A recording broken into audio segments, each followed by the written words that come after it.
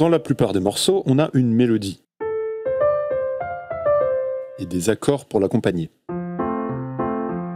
Mais comment on choisit les accords? Et en fait déjà, comment on fait des accords? Pour comprendre ça, on va s'intéresser aux accords qui sont la base de tout, les accords parfaits. Squalala, nous sommes partis. On va pas y aller par quatre chemins, les accords parfaits sont des accords de 3 notes. Il n'y a que 2 choses à savoir, pour construire un accord parfait, on prend une note, qu'on appelle la fondamentale, et puis on prend sa quinte et sa tierce.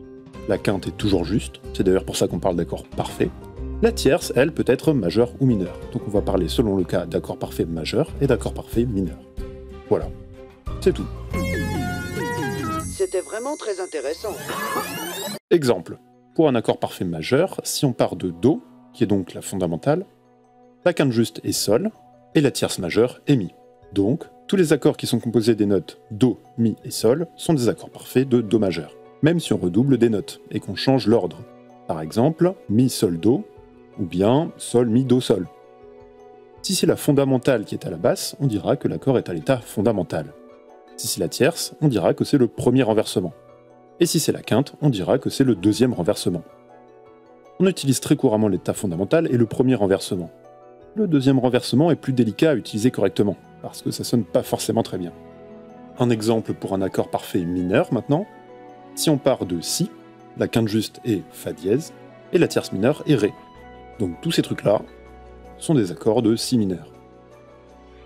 Pour être certain que c'est bien clair, on va analyser une petite musique.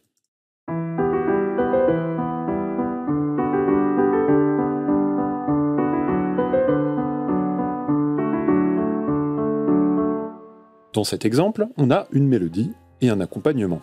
On va regarder juste l'accompagnement, qui peut paraître un peu compliqué comme ça, mais si on groupe les notes par mesure, on se rend compte qu'il n'est en fait composé que de 4 accords.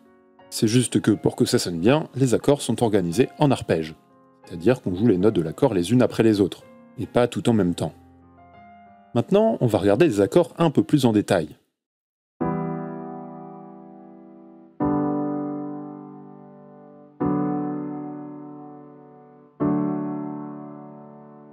Le premier accord, il est composé des notes Mi, Sol, Si et Mi.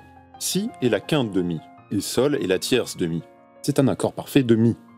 Et vu que la tierce Mi-Sol est mineure, c'est un accord parfait de Mi mineur. Comme la fondamentale Mi est à la basse, c'est un accord de Mi mineur à l'état fondamental. Le deuxième accord, c'est Ré, Sol, Si, Ré. Si on remet dans l'ordre, on a les notes Sol, Si et Ré. Sol est la fondamentale, Si est la tierce, et Ré est la quinte. Et comme la tierce Sol, Si est majeure, c'est un accord parfait de Sol majeur. La basse est Ré, qui n'est pas la fondamentale, mais la quinte. Donc c'est un accord de Sol majeur au deuxième renversement. Le troisième accord, c'est Ré, Fa dièse, Si, Ré. Les notes sont Si, Ré, Fa dièse. La fondamentale est Si, la tierce est Ré, et la quinte est Fa dièse. Comme la tierce Si, Ré est mineure, c'est un accord parfait mineur. Cette fois-ci, la basse est la tierce de l'accord. C'est donc le premier renversement. Finalement, le quatrième accord est Ré, Fa dièse, La, Ré. C'est un accord de Ré majeur à l'état fondamental vu que la basse est Ré. Alors dans ce morceau, on utilise des renversements.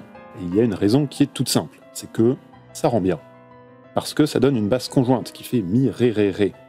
Si à la place on avait mis que des états fondamentaux, la basse aurait fait Mi, Sol, Si, Ré. Ça aurait été dégueulasse. Ça aurait donné ça.